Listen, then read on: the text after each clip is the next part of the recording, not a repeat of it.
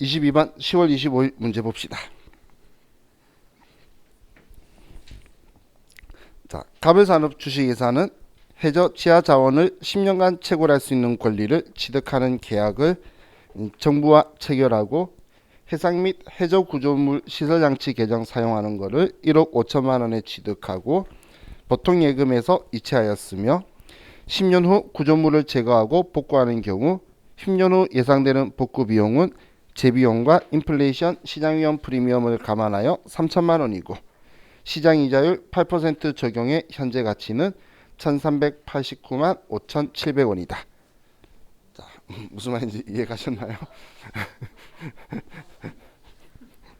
근데 이것도 알고 보면 또 별말 아니에요.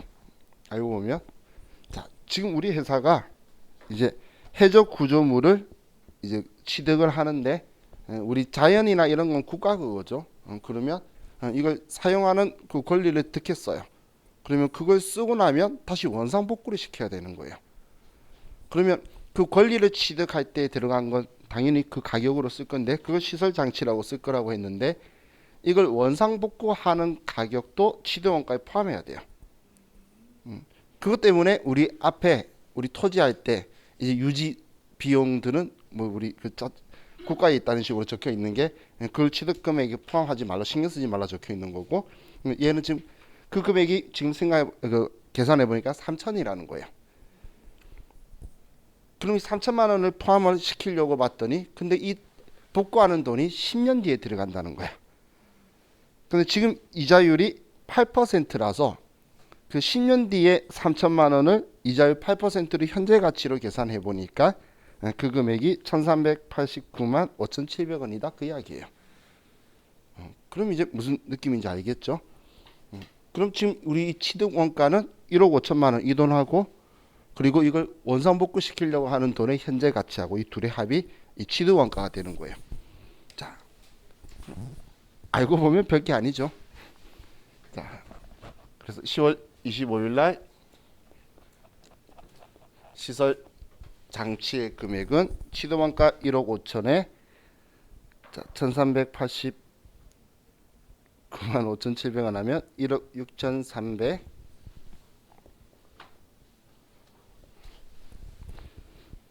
6,389만 5,700원.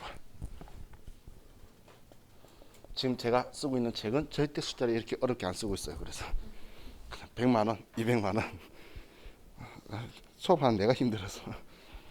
자, 그럼 얘가 취득 원가인데 지금 우리가 준 돈은 보통 예금으로 1억 5천만 줬죠. 그럼 대변에 보통 예금에서 1억 5천만 원을 지급을 할 거고 그럼 차이나는 1389만 5,700원 얘를 복구 충당 부채로 설정해 두는 거예요.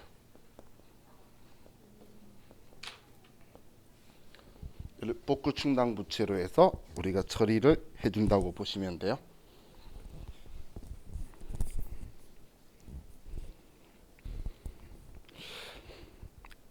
자, 이제 10월 26일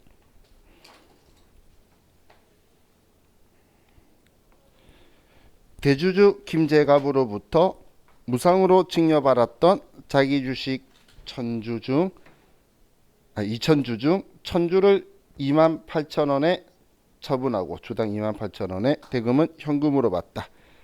기업회계 기준의 처리 방법에 따른다라고 적혀 있네요. 자, 이 문제를 풀려 그러면 우리가 이 지식을 가지고 있어야 돼요.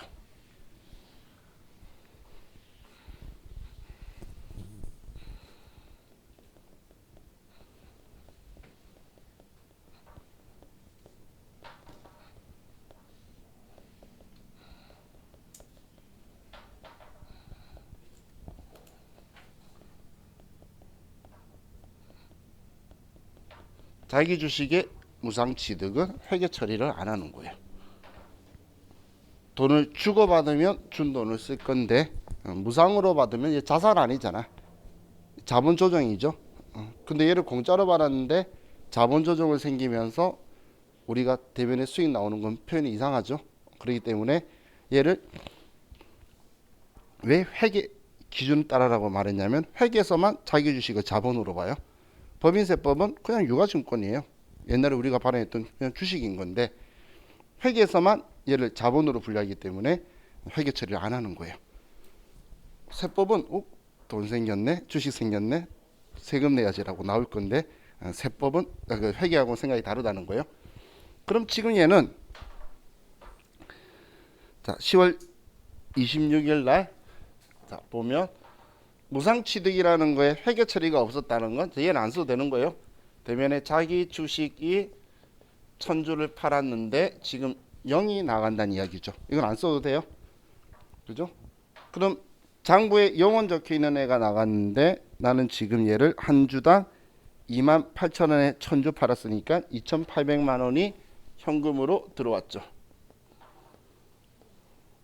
2,800만 원. 그럼 0원짜리 주고 2,800 받았어요. 그럼 자기 주식 처분 손실이 없다면 전액 자기 주식 처분 이익이 2,800만 원이 들어올 거라는 거예요. 그래서 무상 취득한 주식은 분계를 보면 얘 지우면 그냥 돈 받은 게 전부 다 자기 주식 처분 이익이 되는 거예요. 전부 다.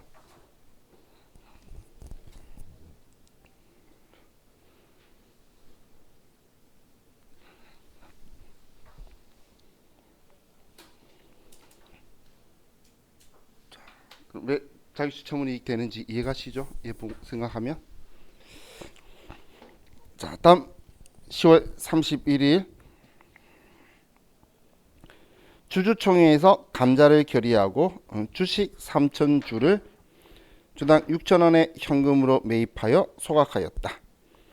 당사는 전년도 무상감자 과정에서 감자 차익이 발생한 잔액이 있다. 자 이번에 문제의 키워드가 소각이죠. 소각. 그럼 소각하면 우리는 감자의 키워드고 감자는 자본금을 감소시키다의 줄임말이죠. 자, 그럼 우리는 10월 31일 날 우리는 차변에 자본금을 쓸 거고 이 자본금 계정 과목은 무조건 주식수 곱하기 액면가 3,000주 액면가 5,000원 하면 1,500만 원이 되겠네요. 자, 그럼 감자를 위해서 우리는 돈을 지급을 할 건데 자, 주당 6,000원이죠. 발행가액은 우리 현혹하려고 하는 거고 이건 과거 옛날 이야기고 우리는 6,000원에 주당 현금을 주고 매입했어요. 그럼 대변에 현금으로 1,800만 원을 줬겠죠. 그럼 300만 원에 감자 차손이다. 그럼 우리 뭐 봐야 되죠? 감자 차익 봐야 되겠죠. 자, 그럼 학계장의 신산표에 가서 10월 31일로 가는데 자, 우리 잔액이 있을지 없을지 모르잖아. 그럼 없으면 검색 컨트롤 F 눌러도 안 보이죠. 그래서 자본 우선 상계 찾을 때는 컨트롤 F 눌러서 자본금을 먼저 찾으세요.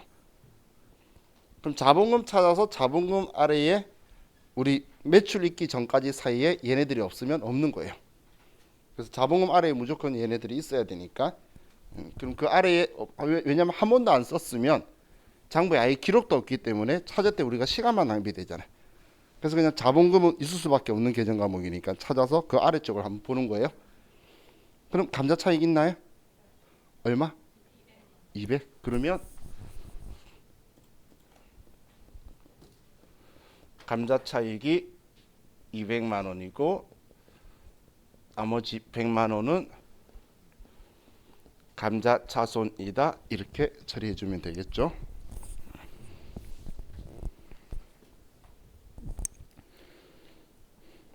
자, 11월 1일 문제를 봅시다.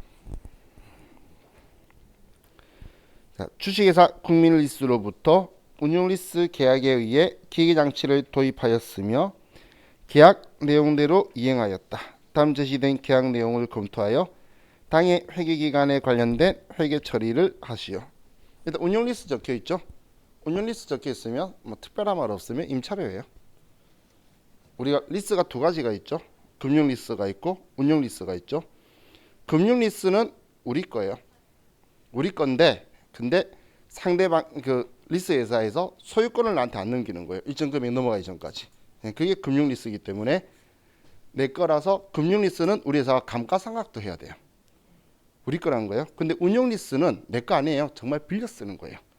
그렇기 때문에 소유권도 넘어올 일도 없고 우리는 그냥 임차료 쓰기 때문에 기업의 입장에서는 실제적으로 운용 리스가 훨씬 편해요. 사장님이 한 번씩 물어보는 이상한 회사가 있어요. 그러면 회계 담당자는 당연히 100% 전부 다 비용 처리하는 임차료가 좋지. 걔를 내 거로 처리해가지고 어떤 머리 아픈 일을 만들어내려고. 그죠? 그래서 운용 리스는 그냥 빌려 쓰는 거다 생각하시면 돼요. 그럼 답은 정해졌죠. 일단 기계장치 운용 리스니까 500번대 임차료일 거고. 근데 아래 보니까 도입일자가 11월 1일인데 기계장치 4,500 80만 원 월별로 후불 지급하고 결제일자는 매월 말이.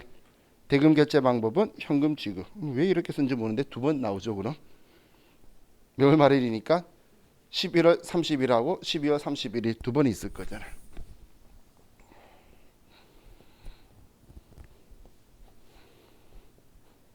자, 이 우리가 사용료만 내면 되는 거기 때문에 그냥 얘 얼마짜리다 이런 것도 다 신경 쓸 필요 없어요. 운용 리스는 그냥 우리는 월 80만 원씩 줄 거예요. 현금으로. 그러면 80만 원씩 줄 때마다 이 80만 원을 임차료로 비용 처리하면 되겠죠. 그죠? 우리 운용 리스 처리하거나 금융 리스든 간에 결국은 다 비용 처리되는 거예요. 따라서 없어지거든. 이왕 비용 처리될 거면 우리가 관리 안 하는 게 편하다. 그냥 그런 의미였어요. 이 앞에 제가 말한 건. 우리가 관리하면서 비용 처리하는 게 더 힘들죠. 자, 다음 11월 22일 주식회사 가벌산업은 신제품 질을 개발하기 위하여 개발비를 지출하여 왔고 동지출과 관련하여 개발비 계정으로 2,680만 원이 계상되어 있다. 개발이 완료되는 시기는 2020년 말로 예상하고 있었는데 경쟁기업에서 동일 종류의 신제품을 10월 말에 출시하였으므로 해당 제품을 개발을 중단하기로 하였다. 개발비 계정 잔액을 기업회계 기준과 법인세법 규정 회계 처리를 하시오. 자, 이거 무슨 이야기죠? 내용이?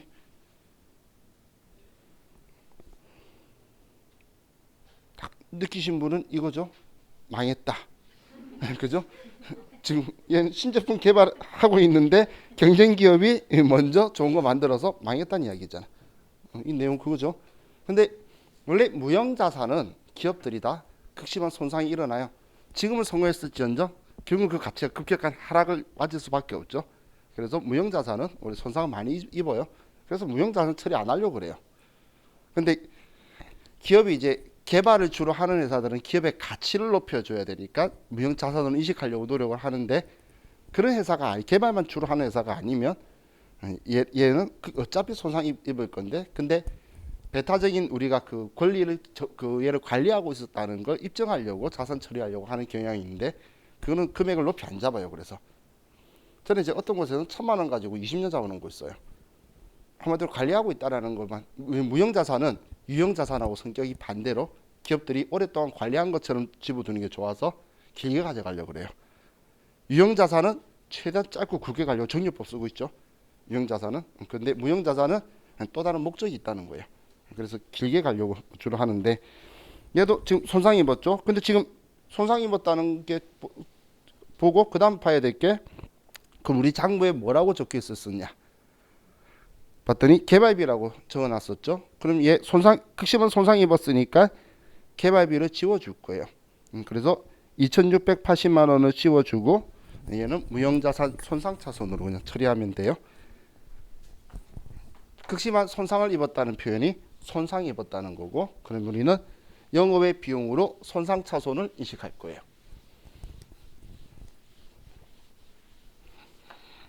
자, 그럼 11월 22일 날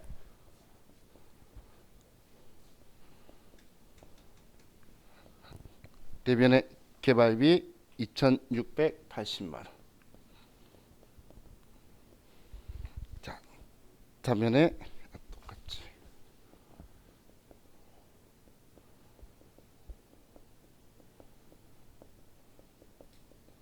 무형자산 손상차손이다. 이렇게 처리하면 되겠죠.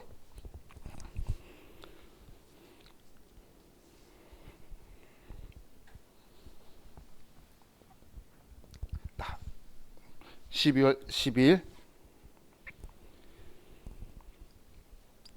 자, 환경부로부터 공해방지 시설의 연구와 관련된 프로젝트 진행에 국고보조금 3천만 원 지원받아 보통예금에 입금하였다.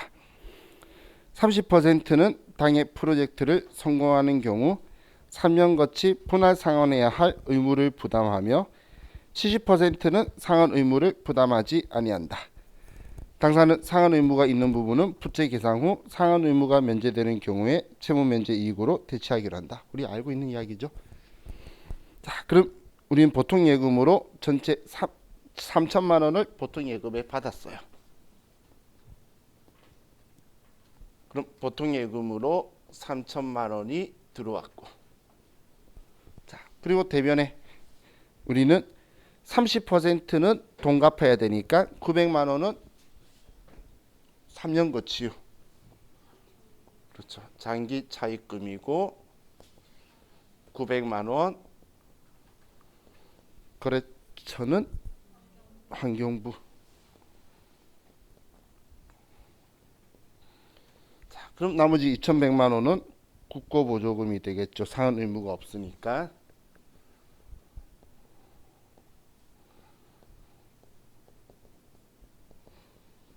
얘는 지금 보통 예금 받았으니까 보통 예금의 차감 계정으로 들어오게 되겠네요. 그렇죠?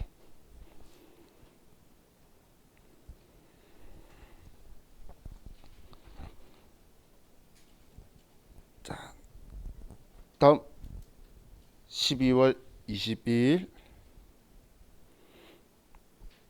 자, 보유하고 있던 자기 주식 300주 중 200주를 주당 6,500원에 현금을 받고 매각하였다.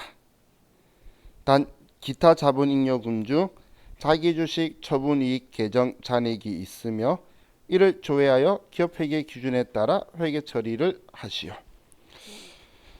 자, 먼저 우리 주당 8,000원짜리 자기 주식이 300주가 있는데 근데 이 중에서 200주를 지금 처분했다는 이야기죠.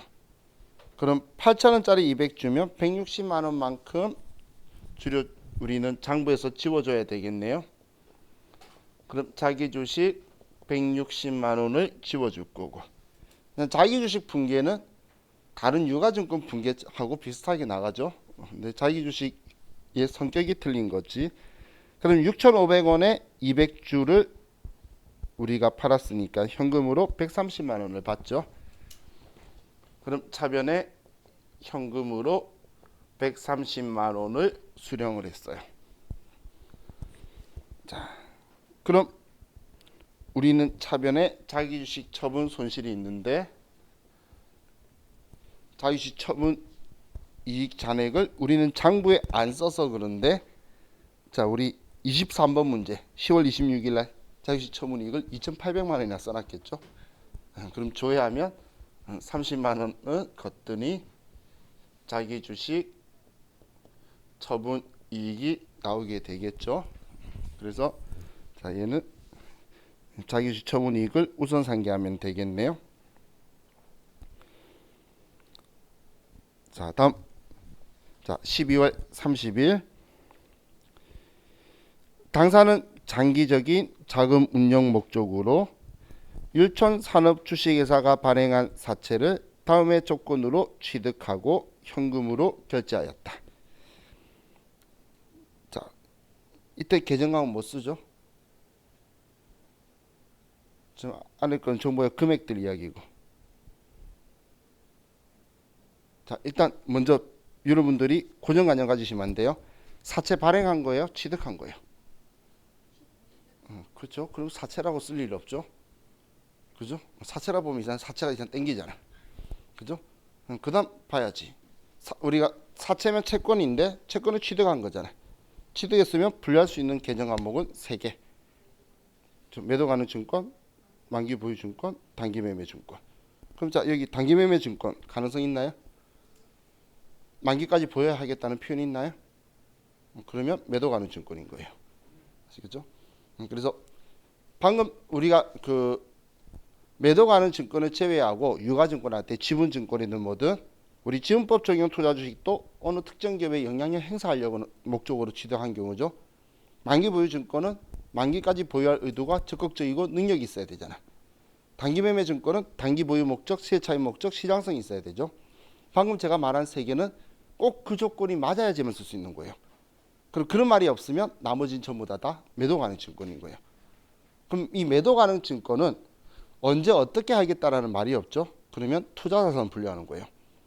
매도 가능 증권은 단기 보유하겠다는 목적이 특수한 경우예요. 그때만 당좌자산으로 분류할 수 있다라고 되어 있는 거예요. 그래서 얘는 지금 뭐 장기적이라는 표현 쓰고 있는데 아무 말 없으면 투자자산 매도 가능 증권으로 분류하는 거예요. 자, 그럼 우리가 이제 취득을 하는데 이 취득 가격이 사채를 발행하는 사람 입장에서 자기 돈 받은 금액이 내가 지금 이 유가증권을 취득하는 금액이 되겠죠. 그래서 이 금액을 취득하게 될 거예요. 자, 그럼 이것 가지고 발행하는 사람 입장에서 보고 취득하는 사람 입장하고 두 개를 좀 비교해서 한번 본 후에 이 문제를 다시 볼게요.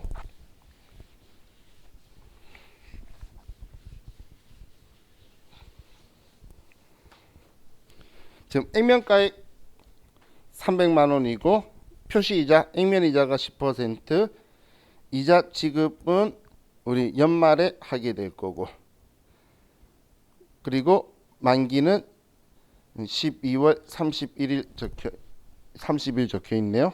자, 일단 얘처럼 이렇게 하지 말고 자, 우리가 1월 1일 날 사채를 발행하는데 이것만 가지고 먼저 봅시다. 액면 가액이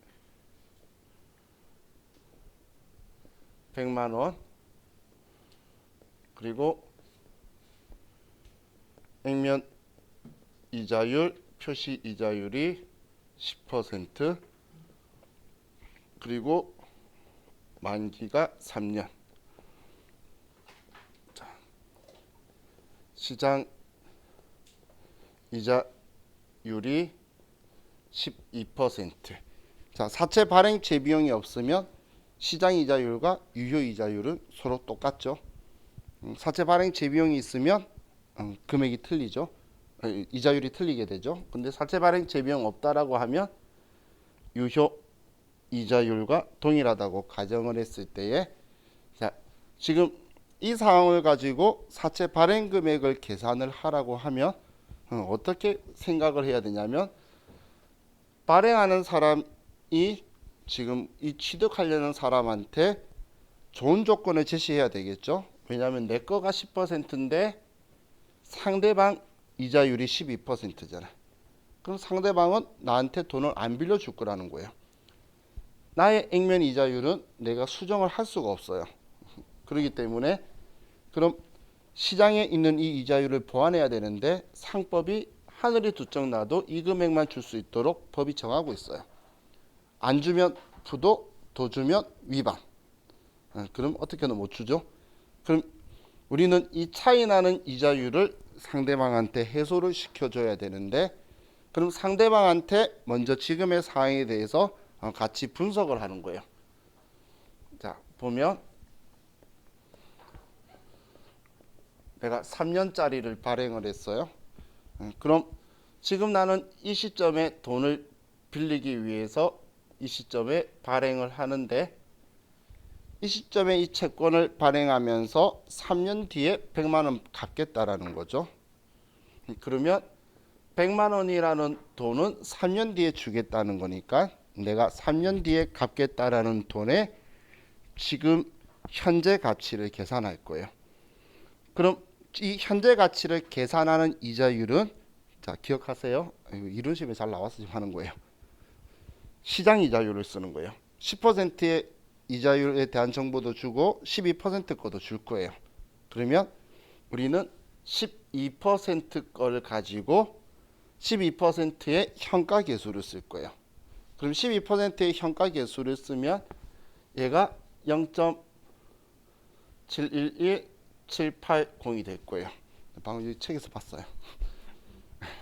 3년짜리. 자, 그러면 얘는 100만 원을 지금 현가계수로 쓰는 이유가 1원에 대한 게 이건데 100만 원이니까 공여수계 치면 얘가 71만 1,780원이라는 이야기죠. 이걸로 두면 1년 뒤에 12%, 2년 뒤에 12% 하면 99만 9,999원 나올 거예요. 건수가 좀 안 맞을 수 있겠죠.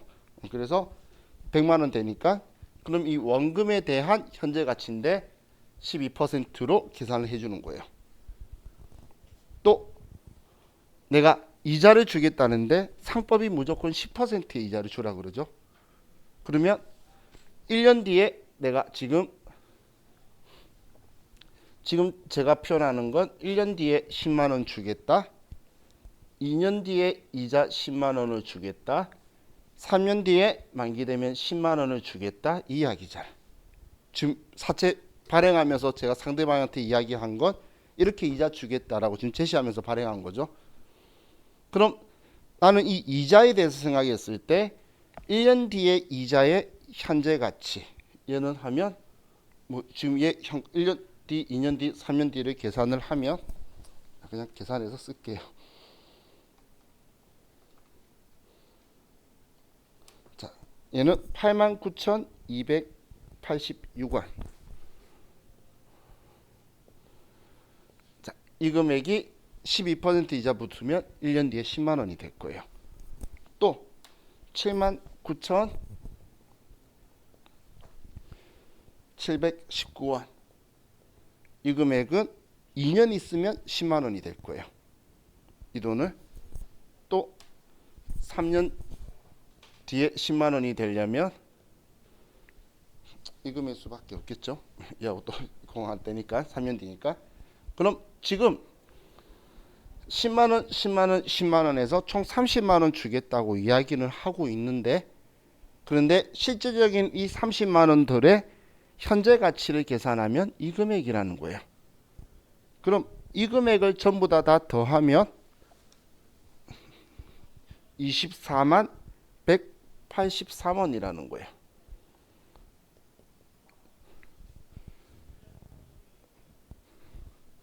우리 책 보고 하고 있는 거예요. 책에. 왜 우리 책을 봤다고 제가 이야기하냐면 연금 현가 계수가 2.40183이라고 적혀 있잖아요. 여기에 1년분 액면 이자가 10만 원이죠. 그 곱하면 만드는 게 이 숫자인 거예요. 제가 우리 사채 발행하는 공식 할 때에 현가 계수의 액면가액 곱하라. 지금 여기에 액면 금액이 100만 원을 곱하면 이 금액이 나오죠. 현가 계수에. 그리고 연금 현가 계수의 1년분 액면 이자를 곱하라 그랬잖아. 앞에 공식에. 얘를 여기에다가 1년분 액면 이자인 10만 원을 곱해주면 이 금액이 나오죠. 그럼 이 금액 둘을 합치면 사채 발행 금액이 나오게 되는 거예요. 그래서 앞에 사채 발행 공식화 했던 거. 근데 지금 왜 이 시점에서 이 말 하냐면 이 금액을 발행하는 사람이 이 돈 받았다는 건 사는 사람은 이 돈만 줬다는 거거든. 그럼 그 사람은 이 돈 준 돈만 장부했을 거잖아. 우리 유가증권 취득할 때 내가 준 돈을 유가증권으로 써두죠. 그래서 그 사람의 취득 가격도 되는 거예요. 발행하는 사람은 발행까지만 취득한 사람은 취득 가격이 이걸로 결정이 되는 거예요. 자, 그럼 이걸 가지고 우리 사채 테이블 한번 봅시다. 얘 둘이 합치면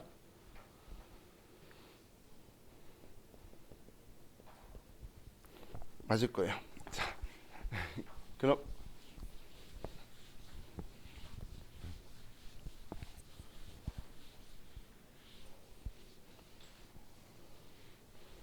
자, 우리가 발행할 때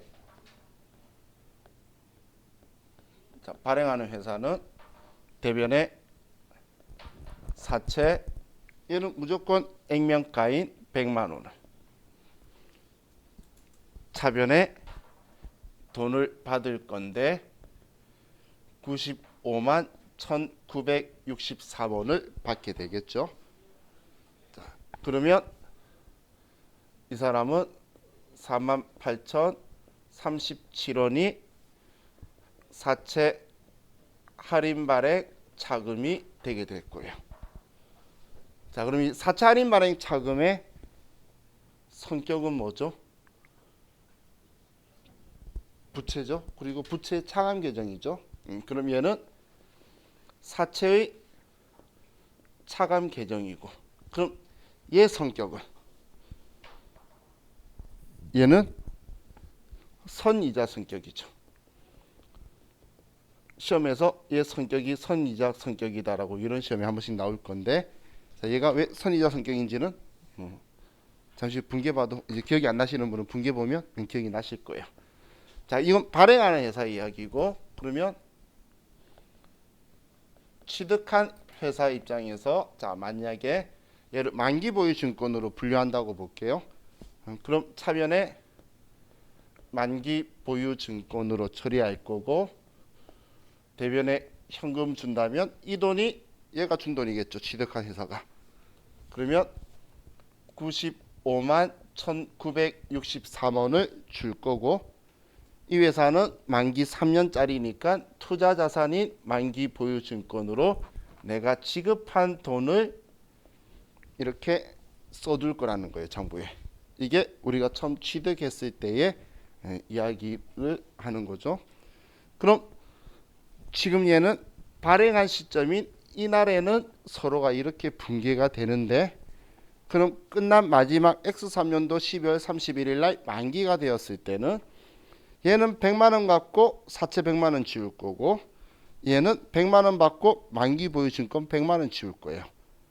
그게 마지막 최종 목표예요. 그 그림이 나올 거라는 거예요. 그럼 그 그림이 나오기 위해서 우리가 볼 때 사채 테이블을 한번 생각할 수가 있는데, 자, 제가 산수를 못해서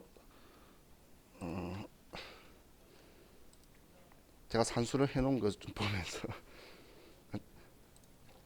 미래에 이걸 한번 보실 분들은 제 카페에 참고 자료에 사채 테이블이라고 있어요.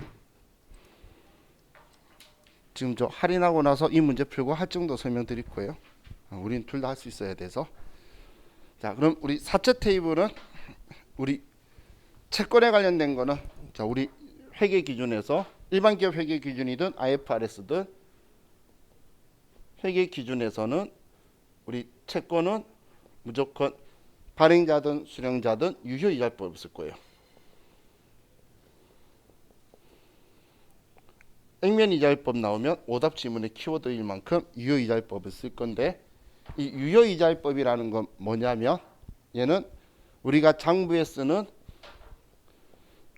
죄송해요. 자, 이 유효이자율법은 장부에 쓰는 이자 비용이나 이자 수익 계정 과목의 금액을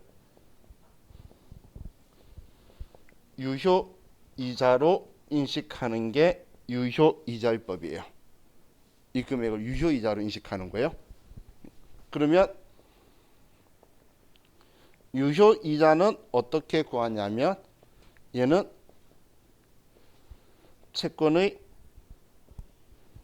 장부가액의 유효이자율을 곱한 금액을 유효이자로 구하는 거예요.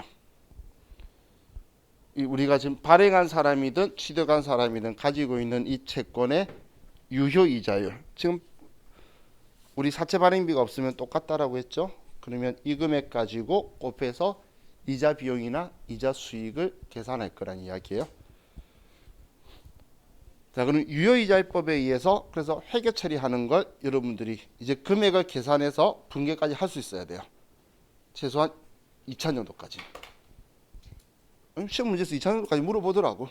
그래서 2000년도까지는 할 수 있으면 좋을 것 같아요. 자, 그럼 자, 문제를 보면 얘를 사채 테이블을 먼저 정리해 보면, 자, 유효이자, 액면이자, 상가액, 장부가액. 그럼 X1년도 1월 1일 날 발행할 때에, 자, 유효이자는 12%, 액면이자는 10%. 자, 이런 상황이죠. 자, 이때 우리가 처음 발행했을 때 이 사채의 장부 금액은 얼마가 되죠? 얼마? 적혀 있잖아. 그죠? 처음 발행했을 때는 이 금액에 얘 뺀 거니까 얘는 95만 1963원이 사채 발행 시의 장부 금액이 되겠죠. 처음 발행했을 때는. 그리고 1년 되면 이자 줄 거예요. X1년도 12월 31일 날. 그럼 유효이자를 계산할 건데 유효이자는 이 채권 장부 금액에 유효이자를 곱해준 거예요. 그러면 95만 1963원에 12%를 곱하면 얘는 11만 4,236원. 이 금액이 유효이자가 되겠죠. 그럼 액면이자는 얼마죠? 액면이자는? 액면이자. 얘는 10만 원일 수밖에 없죠. 이건 불변이에요. 내가 손댈 수 없어. 상법이 무조건 얘만 하라고 했거든. 자, 그럼 이 금액을 구하게 되면 자, 우리가 이자를 지급을 하는 쪽 입장에서는 자, 대변에 이자를 지급을 하고 차변에 이자 비용이다라고 처리를 하겠죠. 12월 31일 날. 그럼 방금 유효이자법이 이 유효이자를 이자 비용으로 인식하는 거라 그랬잖아. 그래서 11만 4,236원을 이자 비용으로 인식하는 거고, 근데 우리는 상법이 이자를 얼마만 주라고 하죠? 10만 원만 주래. 그럼 나는 10만 원만 줄 수밖에 없겠죠. 그럼 차이 나는 14,236원. 얘가 이제 이 사채 할인 발행 자금을 줄여주는 거예요.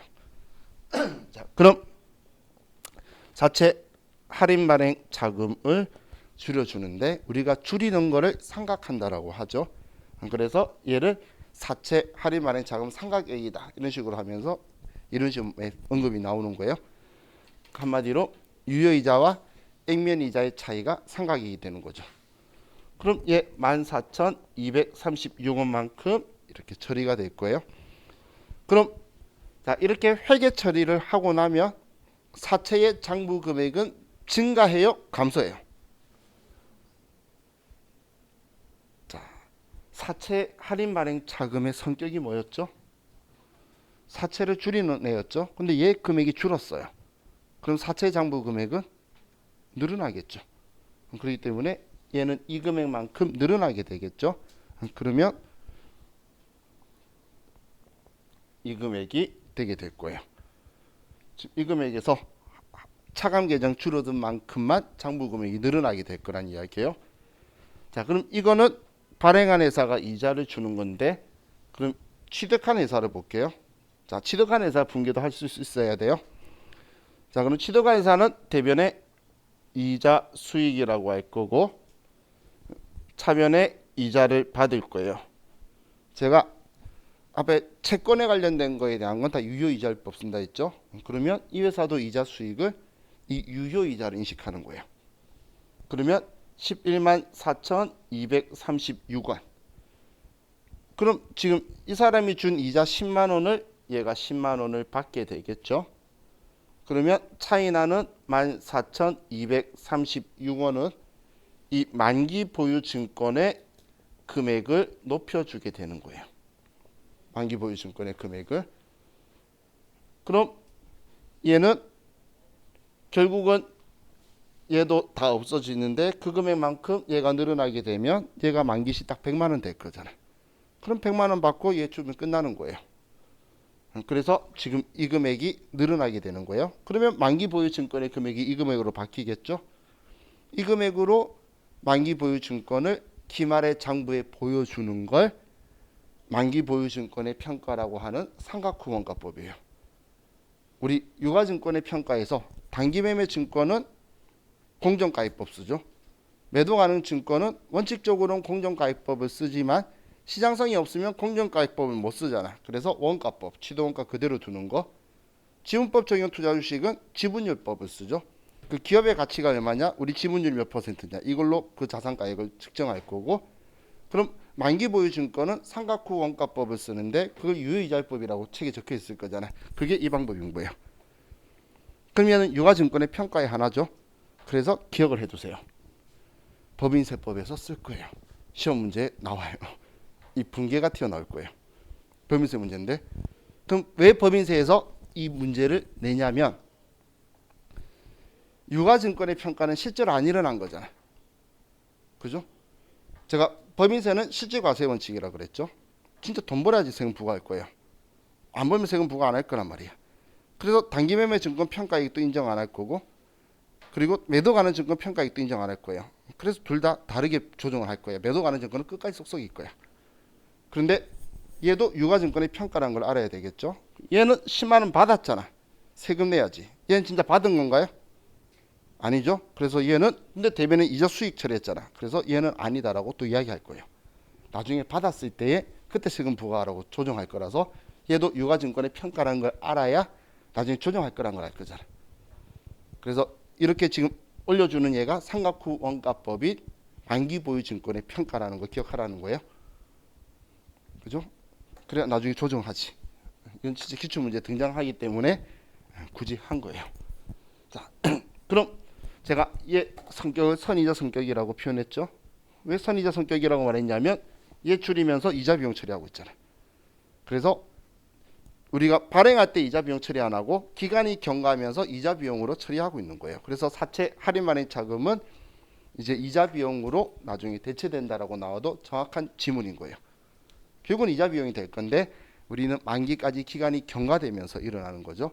자, 분계는 계속 이렇게 하면서 이제 흘러갈 거예요. 자, 그럼 우리 사채 테이블만 쭉 마무리해서 정리해 보면 X2년도 12월 31일 날 자, 그럼 그 다음 연도에는 이 금액의 12%를 유효이자로 보겠죠. 계산하겠죠. 그게 이자 비용 처리할 거니까 그럼 금액이 11만 5,944원 얘는 10만원 그럼 얘 둘이의 차이는 15,944원 그럼 우리는 이 금액에 얘만큼 증가하게 되겠죠. 그럼 증가하면 이 금액이고 자, 그럼 X3년도 만기인 마지막 해는 이 금액의 12% 곱하면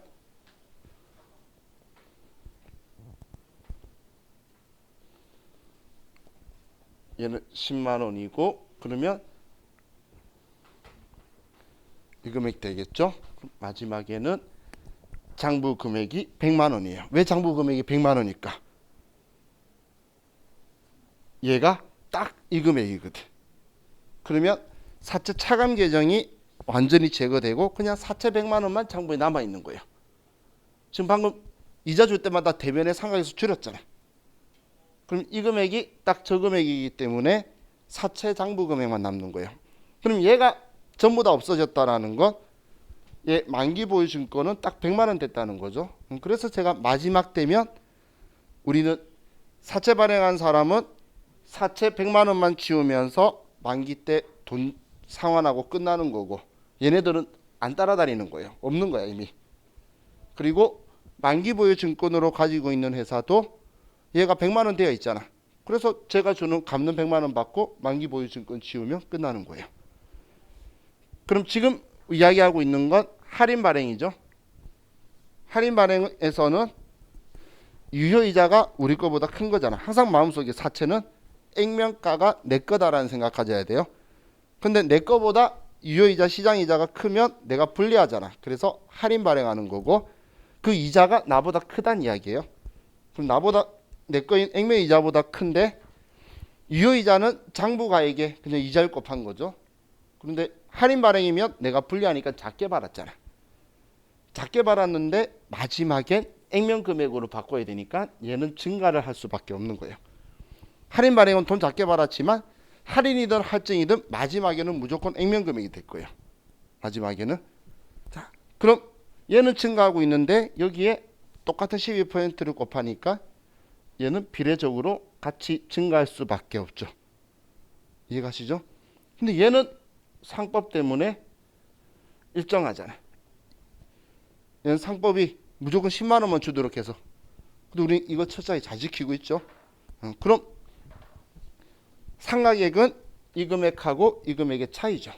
그렇기 때문에 얘가 증가하고 있으니까 얘도 따라서 증가할 수밖에 없는 규칙을 가지고 있다고 보시면 돼요. 그래서 우리 이 규칙은 뭐 회계 1급 때도 공부하고 하는 거죠. 근데 이제 자 우리 시험에서 이 구하는 방식을 좀 기억하자는 거예요. 왜냐면 이런 시험 어렵게 안 나와요. 이거나 이 금액을 대놓고 알려줘. 이자율 알려줘. 그럼 상가계획을 하는데 어렵게 낼 때 두 번 가게. 아니면 한 번 정도 가서 장부금액이나 상가계획이나 이런 걸 물어봐요.